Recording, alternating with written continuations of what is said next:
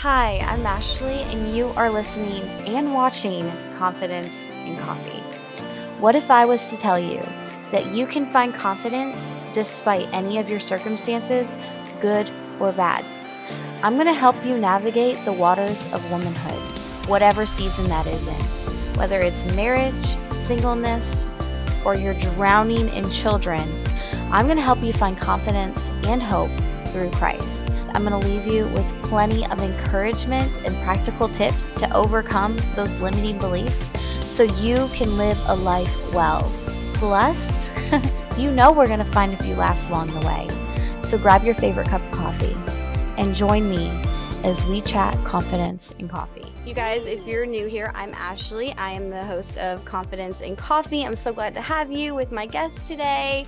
Listen, Bonnie, I've read your book, Breathe, and this is a bold statement, but I'm going to say it, okay? And I don't say this lightly, but your book was my favorite book to read.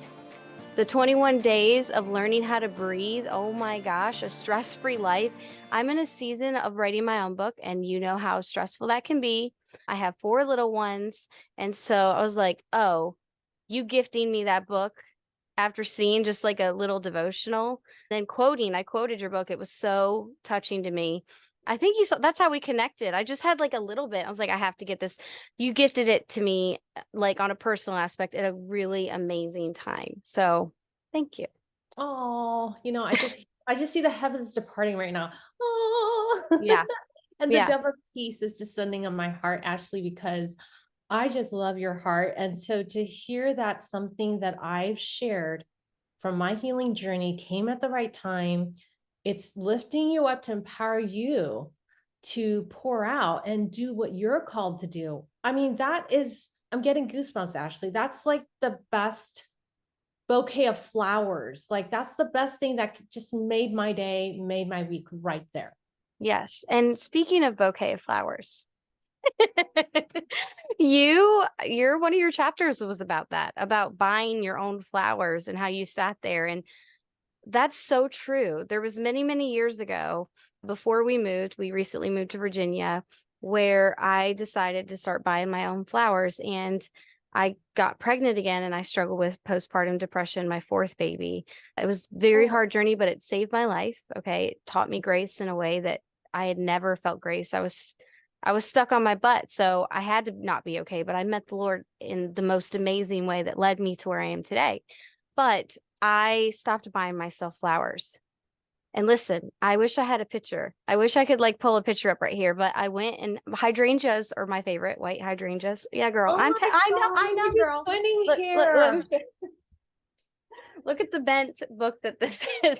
Oh man, that's the best thing I can ever see is, like a Right? When they're real bent up, they're book. loved, right? Everybody, And Ashley's holding up my new book, Breathe 21 Days to Stress Less and Transform Chaos to Calm. So it's loved, it's frayed, and it's like, oh, oh yes. my, it's bent up. I'm not gonna look, your card is Bookmark. my bookmark. Yeah. Yeah, yeah. Oh, Like, and part of me is like, do I mark in it? I was like, do I mark in it? I don't know if you can see, because I was like, what if I want to share it with somebody? But I'm like, maybe my notes will help them. I don't know. My daughter helped me mark in it. She's oh, 3. look and see, there's your heart. See, mark in it. I'll just give you permission because you come first. You such have a beautiful heart. You're always thinking of others. And that's how women are. Loving women are always thinking of others, but there needs to be a loving voice from God and also from each of us, helping the intention. Remember, you are first priority. You get first priority. You got to nurture yourself, and then the rest will flow. But somebody needs to be there. They're encouraging voices say, you are worthy of love. You are worthy of those flowers. Yeah. Because Jesus says it. One thing that caught me by surprise when I double clicked and looked at that verse, Jesus says, look at these flowers. They just are thrown away in a few days into the fire. He said, how much more precious are you? And that was one thing that made it hard for me to buy flowers because I'm like, it's not practical. It doesn't seem like it serves any function. Now, I'm the kind of girl that will go to Trader Joe's and stop by just to pick up flowers for my friend. If I know she's feeling down, I'll leave them on her doorstep. I love surprising my friends. But when it comes to myself, I'm like, well, it doesn't fulfill anything. It doesn't help anybody if I give myself flowers. But then when I read that verse, I felt Jesus was saying to me, Bonnie, I made those flowers to last only a few days to let you know you're worth the beauty. Wow.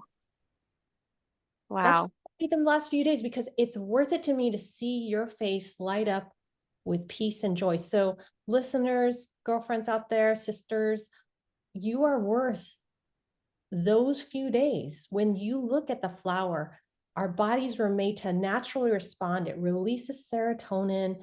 Our bodies literally relax when we look at flowers. So it's God's natural stress reliever. That when you said that in your book, it's like you gave us all permission.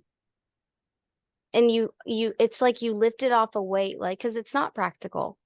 And you brought it back for me. This move, we moved a year and a half ago, but it's been an adjustment. I came from a small island to now Virginia, outside of DC. So it's a bit different, you know?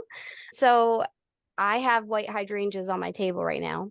If I'm not buying them, because I've expressed that to my husband, he's buying them for me right at the Target down the street. But you, speaking of them dying so fast, you did talk about when you bought the flowers and how you kind of let them on the table and then they were kind of droopy. I love the way you expressed how you brought them back to life and then compared that to us. That right there, not only did you teach me how to bring my hydrangeas back to life, girl, because I'd be getting busy. Okay. I'd be like trying to unload the groceries and the flowers sometimes take the last bit on in the water. But not only did you teach me that, but you taught us, you gave me another perspective, a shift perspective on how to fill my cup, how to keep me alive and bright and bloom. And so, is that okay? Would you talk about that a little bit? And I would love to talk to you. It is mental, it's May, it's mental health Awareness awareness month. month. And I was like, wow, I didn't even mean for this to happen, Bonnie. Because Oh. this is one of my last episodes before we take a break in summer. You're my last go off episode. Yes, Oh, girl. I always have like a really amazing guest for my last episode, like an amazing story. I was like, okay, Lord, who's it going to be? And the Lord revealed to me that I didn't even know that it was Mental Awareness Month. Yeah, I could cry, girl. I know. How he gave me this book and I finished it just in time to have this interview with you. And I was like, it's Bonnie. yeah. Oh my Bonnie. goodness. Yeah. Well, it's just like when you vulnerably shared like the hardest time in your life when you had that postpartum depression. And you said, but it was good because that's when I was closest with God and I received so much love and beauty and learning about caring for myself. I feel the same way right now here with you, Ashley, because when I was going through panic attacks for the first time in my life as a new mom of two little boys, I felt very alone. And I felt so overwhelmed. So anybody that's wrestled with, waking up feeling that lethargy, that heaviness in your body from depression, any woman that have stayed awake at night, even though you're exhausted and the last thing you want to do is stay up, not being able to sleep. These are very painful things. And I'm so blessed that now I can share the things that helped me. And one of the first aha moments was actually the hydrangea flower because I did buy it finally, right? I got over my own like resistance. I'm like, okay, I felt kind of silly, like, okay, I'm buying flowers for myself, but Jesus says to do it, so I'll do it. And then I was so busy cooking, so busy washing the dishes, because the kids are little, no one's going to wash them, right? It's me. So then they were wilted by the end of the night. The ones I agonized over, right? Like going back and forth to the Yeah. flower section a zillion times, right? And I learned Googling very quickly that if you put hydrangeas in warm water, you snip the stems, you put them in warm water within a hour or two, they will refresh. The petals will refresh. And I actually have a before and after photo. I use it now when I go speaking because everybody's like, you just hear the whole room is like, oh, everybody gasps. And I I always didn't start off, know that. yeah, That's great. I start off my talks with that photo because I said, sometimes when we're down in that bad place where we're feeling terrible, we just feel hopeless. Like nothing can change how I'm feeling. There's no way, there's too many problems. But what I learned is we're just like those hydrangeas. All we need is a little bit of watering, a little bit of nurturing. And over time, the more we replenish and nurture ourselves, our petals will refresh. Our souls will refresh. And there's both scripture and science that shows us 10 minutes actually is a magic number. 10 minutes of taking a walk outside will lower cortisol. That's a stress hormone that kicks your body into the stress response, like panic attacks and not being able to sleep at night because you're just so on. Mm-hmm. 10 minutes of walking outside is going to lower that stress hormone cortisol and release serotonin. That's what is the happy hormone, more than 45 minutes at the gym. Come on. 45 minutes at the gym is good for heart health, but it is not effective in lowering stress and anxiety in your No, body. no. Yeah. And here's the thing. That's what I love about Breathe. You made this a very real thing, right? We as Christians, and I know I struggled with this many years ago, tend to think that God, take it away. Sacrifice, sacrifice, right? Like, take it away, Lord. Just take the stress away. But there are real physical things happening with our body. That's right. Like, and there's real hormones happening within our body. Yes. And we have to do real things to manage those because this is against our spirit and we have to take care of it, especially in the world that we live in. And I love how you touch on those. You don't just tell me how to breathe and you just don't give me permission spiritually to give myself grace and breathe, but you have taught, like you talk about the real aspects of what stress does to our body, about our mindset, about what we can do about it. I love in chapter 8, hope is the oxygen your soul needs, because I love how you were like taking us through one thing and then repentance into another thing, and you like gradually took me there. But you were talking about burnout, and I feel women and moms in general, we hit those all the time, especially entrepreneurs. Like we always are like, okay, if I work out, if I wake up at 5 o'clock in the morning, if I exercise, if I eat this and I eat healthy, I don't know about you, Bonnie, but from my experience, doing all the right things, and you said this, like doing all the right things, like is actually more stressful and more condemning to me rather than just giving myself grace and breathing like, you know what, today I need a walk. I'm going to take a walk today.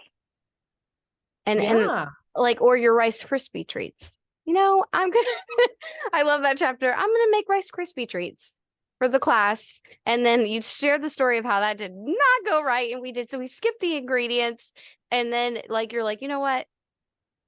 It is what it is. But that right there was how many moms can relate with that? Can you share that story? Did people ask Yeah. you for that story too? I was actually really vulnerable because I was like, people think this is dumb. This kind of our critical voices. And actually, that's the first thing I want everybody to do after you finish listening to this conversation with me and Ashley. I want you to take the soul care quiz. Oh, yes, I saw that. Go to soulcarequiz.com.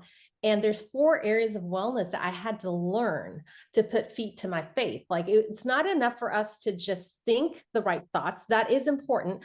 The greatest commandment is to love the Lord your God with all your heart, mind, and soul.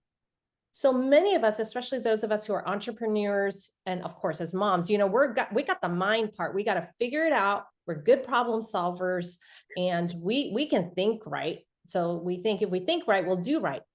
Okay, that's true. That's part of the commandment, but we miss out on love God with our soul. Mm. The soul is translated as breath and spirit. It's psyche, and it's the same root word as psyche and psychology.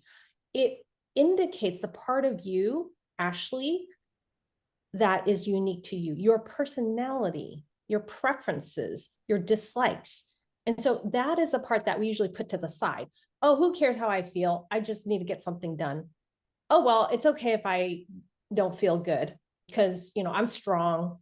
And so, you know, I'm just going to, you know, get my butt in gear and just, you know, be the boss, you know. Now, those things we have to recognize actually have a cost.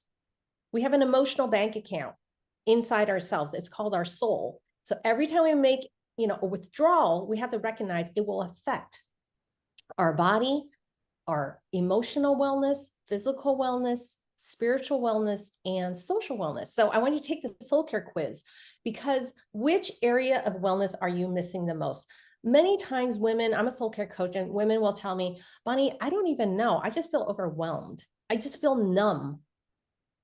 And so we usually just kind of figure that's who, it doesn't matter. I'm numb. I guess I'll figure it out later. But the more we put off nurturing ourselves, it'll start affecting these 4 areas of wellness. So Ashley, I Mhm. think you took the soul care quiz, but it's okay if you didn't, but I want to ask you, which area of wellness are you missing the most? Do you feel emotional wellness, physical wellness, spiritual wellness, or social wellness? Social wellness. Tell us about that. And friends, as you're listening, think about Oh, which. we're getting vulnerable here. Oh, Are we yeah. having a session? Yeah. Okay. There you go. Yeah, social wellness is, I know that I'm missing that, and the Lord has revealed it to me, obviously. But there was a period, my daughter, I have 3 boys and a little girl. And the fourth baby was when I experienced the postpartum depression. When you go through depression and then the pandemic hits, you're very isolated. It was a beautiful time with Jesus. It really was. But then after the pandemic and the adjustment, the Lord's like, it's time to move at a place that I hated, by the way. I did not want to move here, but I was like, okay, Lord, okay, I'm going to obey you. In that, I moved from this small island, Bonnie, of maybe 10,000 people. Like it was like Safe Haven. Have you ever seen that? Like it was a small community. I loved it. To Virginia, and then coming out of depression just to go back in it because of the adjustment and the triggers of trauma. I was very isolated when we moved here. And I realized I was going back physically and mentally into depression because the things that I once enjoyed, socializing, being with people, I didn't anymore. I didn't enjoy it. I Mhm. wanted to stay home. Yes. I wanted to find safety. And Yes. the Lord gave me grace during that time. He really did. But recently he's like, okay, you're writing your book. It's time to go speak. I talk to people all the time like this. I coach people all the time like this. Yeah. I have my own community.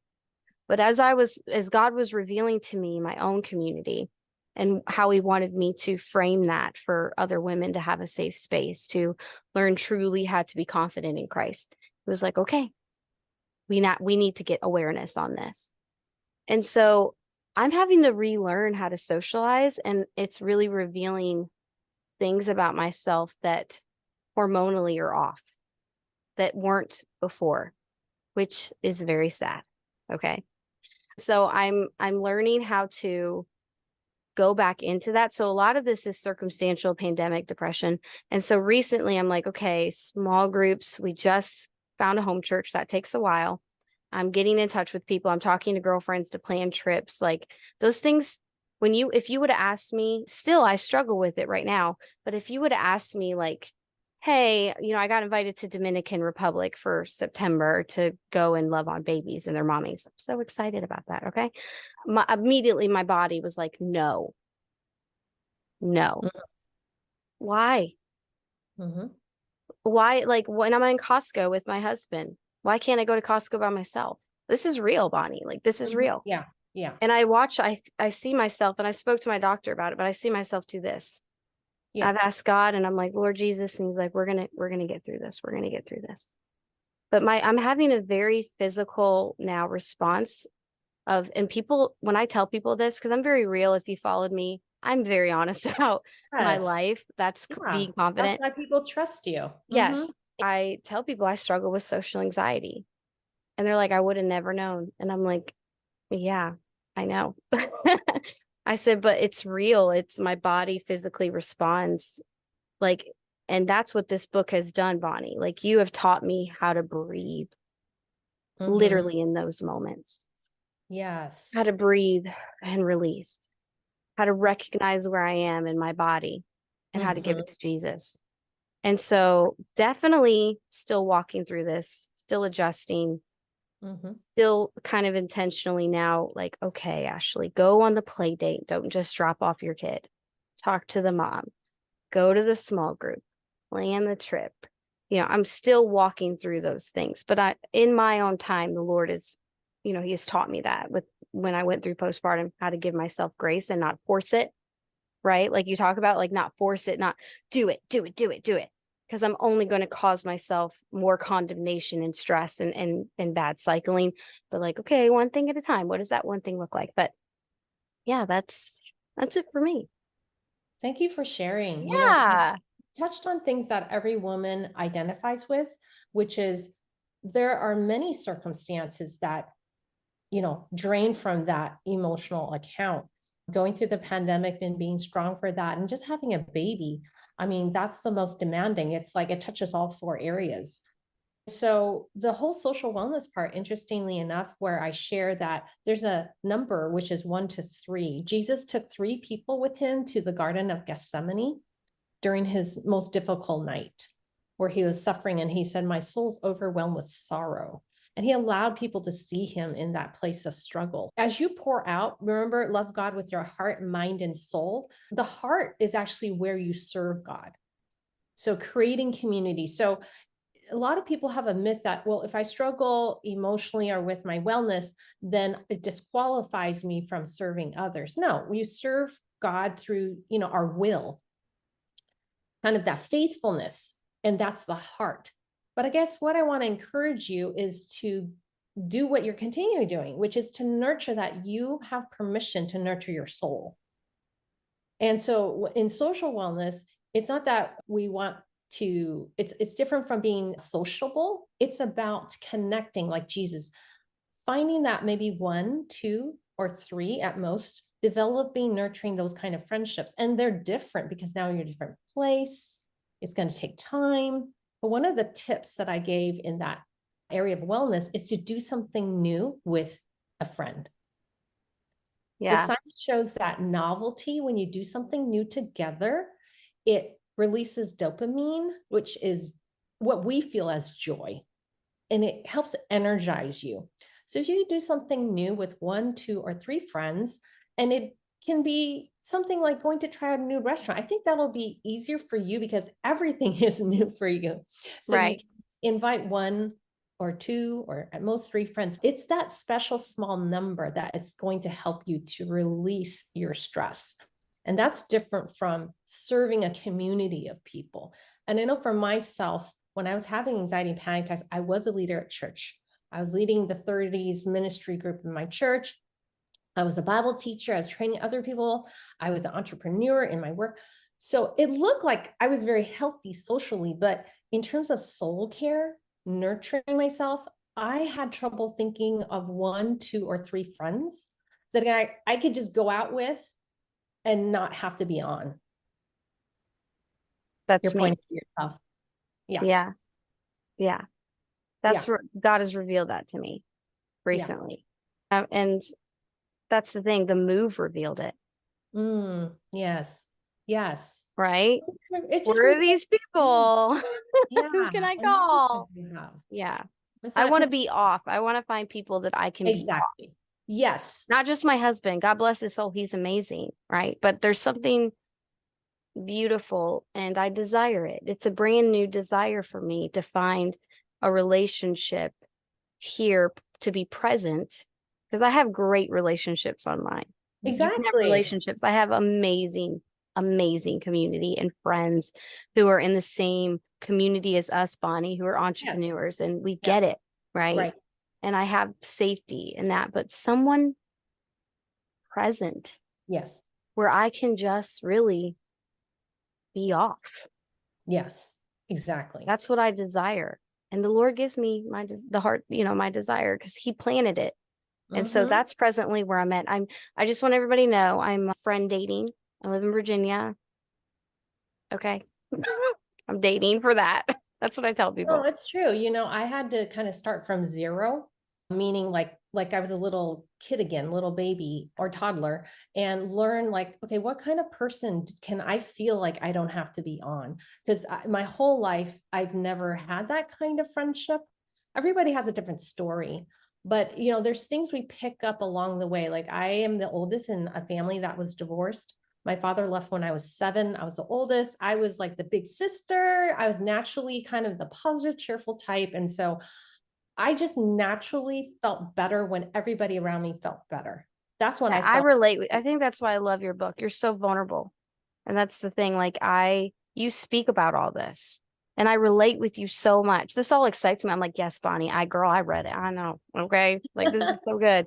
But go So ahead. this, I'm sorry. I didn't mean to yeah, no, interrupt no, you. no. I mean, I'm so excited. Please jump in and interrupt and add your thing because You go. your You tell me people, about your no, book. but your people trust your voice. I mean, that's like, this is the time for us to, yeah. So please interrupt me and jump in. Okay. It gets back to the Rice Krispies. The reason why I'm sharing that about myself is because I didn't grow up with a mom that made me Rice Krispies. Okay. I ate, I grew up below the poverty line, meaning like I got free lunch cards. I ate the, spaghetti at school. And, I see in my friends' lunchbox, they have Rice Krispies. And I'm always like, how do you make those? This is before they had them, like packaged now, right? You can buy them, but when I was growing, you can't buy them. Your mom has to make them. So it was always like a big mystery. So once I became a mom of two little boys, and I love you have three, I was like, oh my gosh, I'm going to be the best mom ever in kindergartner. And kindergarten, I'm going to make Rice Krispies. So like I bought marshmallows and I'm not even doing any Rice Krispies. I'm doing the ones with the little M&Ms. We're going big here. And so I never made them before. So like nobody ever told me that like M&Ms will smash and melt if you try to pat them into the Rice Krispies. And nobody ever told me that they stick to the bowl. And I like almost like had a third-degree burn because I'm holding the bowl. I'm like, how do you shake it off? I'm like sweating bullets because I have to be there by recess time. And I thought they're just supposed to take 10, 15 minutes, right? That's what it says. I'm just, I'm sweating bullets here. And so I finally go, okay, I know I'll flip over the Rice Krispies so nobody sees the smushed, smashed M&Ms. Okay, I'll just flip it over. But nobody told me that you need to butter their knife because once I started cutting into the Rice Krispies, it was completely over. Like game over, totally destroyed, Loch Ness monster looking kind of weird thing. And I said, oh, I'm such a failure. My child is not normal because I'm not normal. And I just started crying. And, it's from my own childhood, right? Like, I'm not going to be like the other normal moms that have normal families. And I go, okay, I just had to rush over and just go to Safeway and buy the, Sunday ice cream cups. And I like that as a little girl. So God just showed me in that moment, Bonnie, it's not what you do, it's who you are. Mm. Your son is going to be happy because his mama is there. And I just cried because God just showed me what you're scared of is, you're not being a good mom by what you do, but your son just wants you to be there. So I arrived, and of course, Josh shot up out of his chair, and he's like, big toothy grin. Yeah, he's like, and he was so happy. All the kids were happy. They got ice cream sundae cups. So it just showed us that, sometimes when it's like our plans. That chapter was about when we're burned out. We have so many expectations we put on ourselves. We just feel like a failure because we have this, I don't know, cookie cutter image of what a mom's supposed to do. And so when our plans fall apart, then the whole day is ruined. You get that email, or like you asked for a favor and they said no, or you found out somebody else was part of some group thing and you're not included. Whatever it might be, you set up for yourself or somebody's put on you. So sometimes not our fault. Other people have expectations. And God just says, I love you. And it's my presence that's going to give you peace. It's who you are. It's my light in you. So that's a big part of burnout for me, is doing things because I feel like I should, because I never had somebody kind of teach me, what does it mean to take care of myself? Like nobody ever asked me growing up, and everybody has a different experience. You could have a wonderful childhood and still feel this way, because when we become moms, or maybe you become a working woman, you feel like you don't need any of this care. You feel like if I go soft, then I'm not going to be strong. And so we need to we need to let go of expectations we put on ourselves and other people put on us when it interferes with our wellness. That is so good, Bonnie. That is so good. Thank you for sharing that. I know that a lot of us can resonate, not just as a mom, but I know from my generation growing up, a lot of us didn't have that. Our parents were very different. Our feelings didn't matter. We were to act and sit down and be quiet. And all we had an example was, okay, act this way, be the good girl, don't do this, don't do that. So subconsciously there was this work, work, perform, perform. And it was unhealthy. And I love that our generation of women are writing books like these and coming out with stuff like this to transform out of chaos to calm. That's what you say. Yes. And when you were talking about, Bonnie, when you were talking about the Rice Krispie treats and your mom and I relate, I resonate. We could talk for hours on that. But when you're talking about how you just were present and then you went to the to-do, it reminded me, I think it was about joy. I don't remember. It was about being the beloved. I think it was chapter 14. What is it? Chapter 13, hiding your heart. It's never too late to choose joy. Yes. I marked this and I share it with my own community. I share it with a lot of people. And I love right here when you say, if I could, can I quote you? Is that okay? Is that okay? Okay, that's music to an author's ears. When Okay. I get to hear what words spoke to you, please. Okay, great. I was going to ask you. Yeah, we're vibing. We had the same vibe because I was like, do you mind sharing what spoke to you? Oh no, yeah. I share your book with so many people. You can ask my whole community. They're like, I'm like, this book, get this book. Okay. Because we're entrepreneurs and we're women and we're moms and we need to remember to breathe. But you were talking about the lessons of the unfreeze. Instead of freezing, find your flow. Okay. And that was in page 127. I love this because women get to burnout or we feel weight and then we fall into condemnation and fail. It's just this cycle, this really toxic cycle. And this was so, for me, just revelation. It's okay to have limits. Are you saying yes to everyone by default? You don't have to hide your heart anymore. I love this right here. If you valued yourself the way God intended you to be loved, what would you say yes to? Whose songs are you singing? Is it your song? And I love Bonnie goes into the lessons of what urgent to others doesn't have to be urgent to you. Okay. And then lesson 3, rather than people pleasing, move toward joy. Excuse me. And how you brought all of that together. And now I tell my clients personally, I'm like, whose song are you singing? Because that is so true. This is such revelation of who told us we had to do that? Who told us we had to make Rice Krispie treats? Who told us that we had to have the perfect house, the most aesthetic house? Who told us that we need to look like this to be a coach? Who told us that? Because when we live for God, like it takes me back to being a mom. And I think about my son when I read this. I have 4 babies and I think about I loved them knowing they were going to make mistakes. When they were in my womb, I knew they were going to be a pain in my booty at some point, but I still loved them. I still thought they were fantastic before they were born and then after they were born. And when they made the mistakes, my love for them never changed. I still believe my kids can do many, many great things. Okay. Not because of mom favoritism, like my kids are the best, but because they're my kids, because I believe in them.